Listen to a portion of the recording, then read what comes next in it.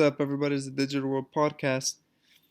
If you want to know why XRP and the company Ripple are going to be the new Swift 2.0, stick around and find out because it's very eerily similar in terms of what they're doing. So before we do that, let's go ahead and look at the coin market cap. And we see here that we are recovering a little bit from the dip. Excuse me. And it looks like we're doing just fine. Okay, XRP's back up to $1.39 from its dip earlier. Now, on to some news.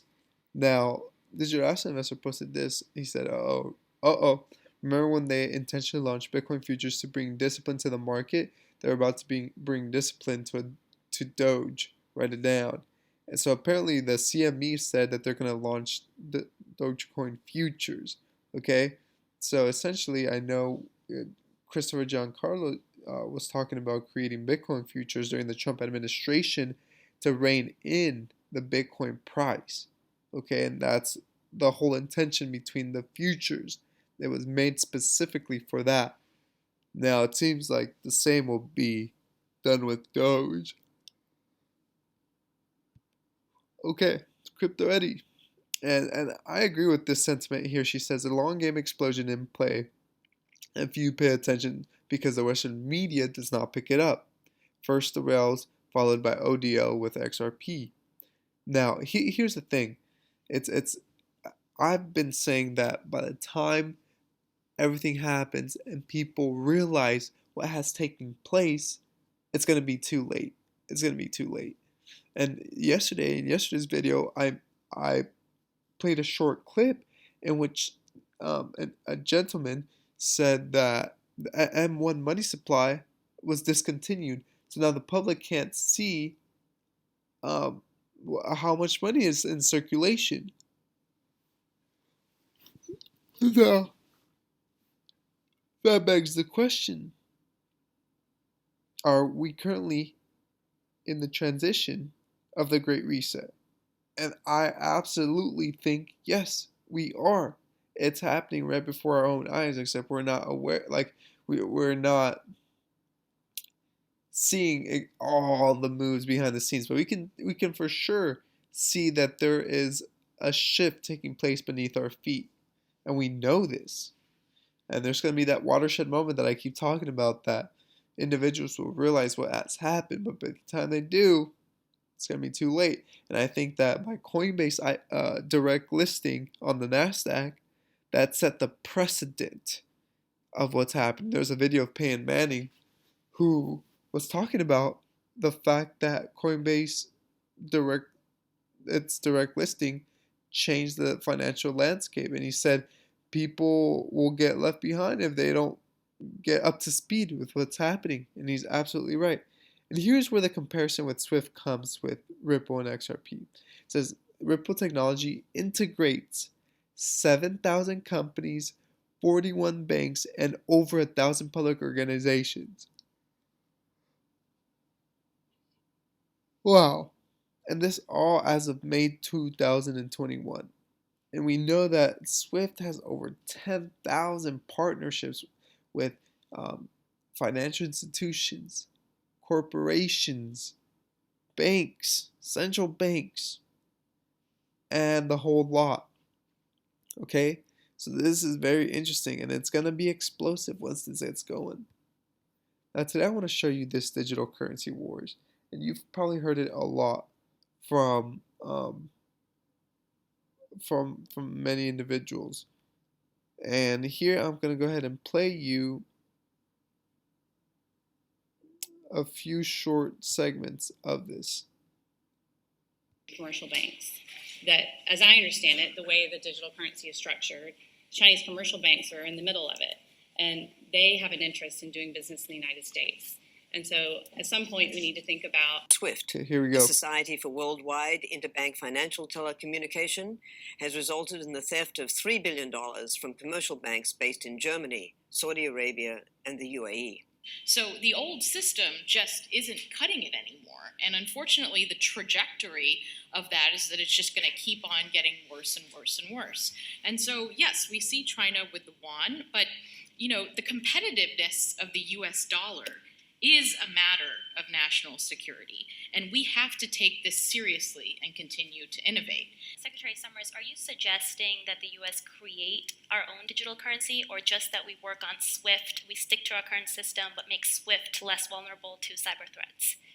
We need to make a secure SWIFT. Look, SWIFT is digital. It's all binary. It's all electronic communication. So there's a question about what the definition, what we mean by that. But my proposal is that we harden SWIFT, that we commit with respect to avoiding what other countries see as abuse of SWIFT, and that we make clear that where there are SWIFT transactions involving North Korea or involving other rogue nations, we will use the leverage associated with SWIFT.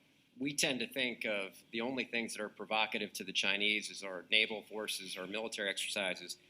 But if we build the kind of system we're talking about and have even a stronger dollar-denominated global currency system, whether it's electronic or digital, it'll be even more provocative, and we will be in a longer death struggle with the Chinese. I would argue that we revisit the G2 concept that we had talked about in the early days of the Obama administration. The European Union ambassador, you've done a great job with the cocktail parties in Beijing.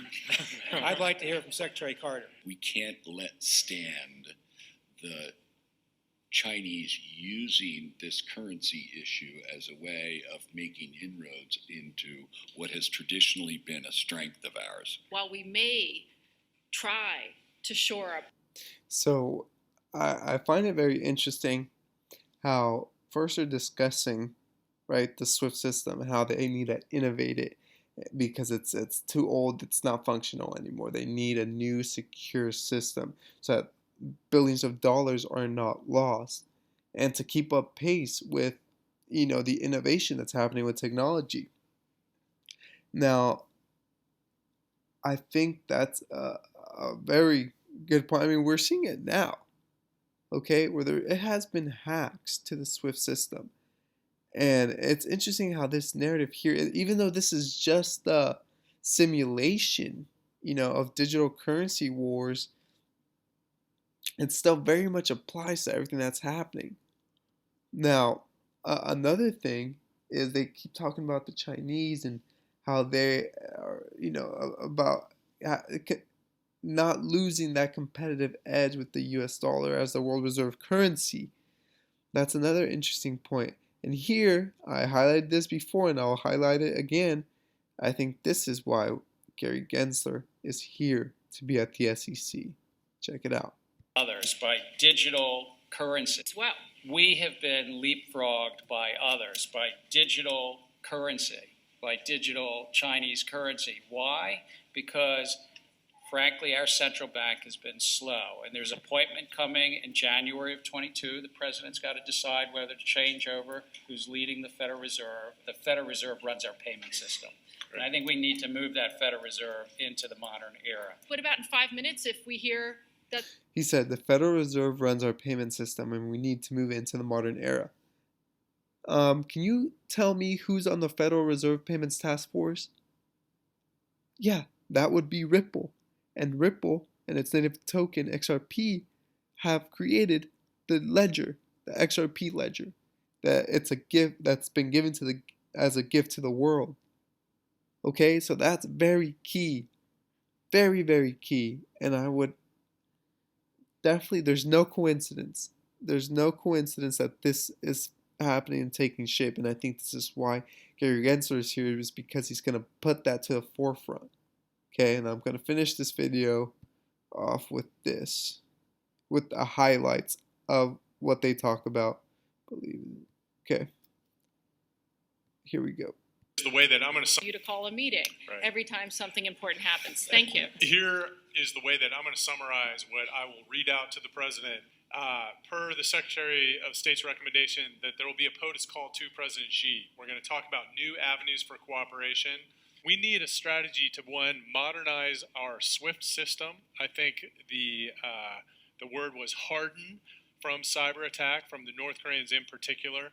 But we need to develop and present options to the president for a U.S. equivalent of a digital currency, either a private-public partnership, or if the Treasury is able to do it with the Fed, something that would be a public-only option. We need a strategy to resuscitate U.S. financial prowess, I think is the way you put it, Madam Vice President, and examine this idea of secondary sanctions and whether in the overuse of them, we've actually undermined our ability to use them down the road. Does that all sound fine to you?